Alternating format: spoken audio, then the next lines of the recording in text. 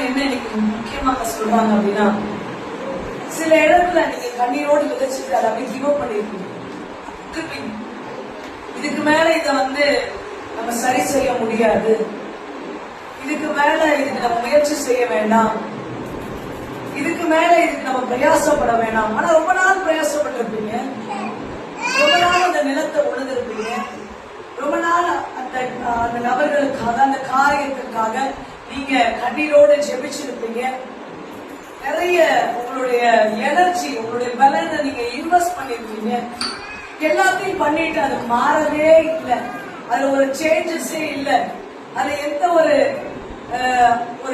நற்செயல்களும் காணவில்லை என்று அதை அப்படியே விட்டுட்டு நீங்க அந்த காரியத்தை விட்டு நீங்க புறப்பட்டு வந்த பிறகு ஆண்டவர் அதை எடுக்கிறார்.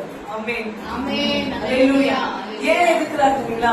உங்க பிரயாசம் ஒன்னும் விருதாவே ஆண்டவர். ஆமென்.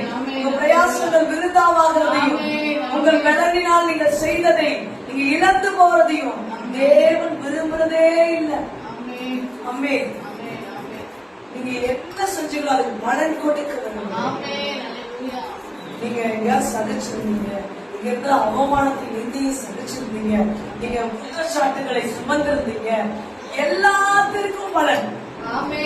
உங்களுக்கு எதிராக நீங்க நல்லது செய்யும் போது உங்களுக்கு எதிராக தீமை செஞ்சாங்க, உங்களுக்கு நீங்க நல்லதை விதைச்சீங்க, ஆனா அவர்கள் நீங்க நல்லதை விதைச்சும் அவர்கள் மனம் மாறல, மனம் திரும்பல, இல்ல வேற ஏதாவது உங்க சூழ்நிலைகள்ல நீங்க அதிகமாக பிரயாசப்பட்டோம் அது ஒன்றுமே ஆகல அப்படின்னாலும் கர்த்தர் உங்களுக்காக உங்களுடைய பிரயாசங்கள் விருதாவாய் போறது.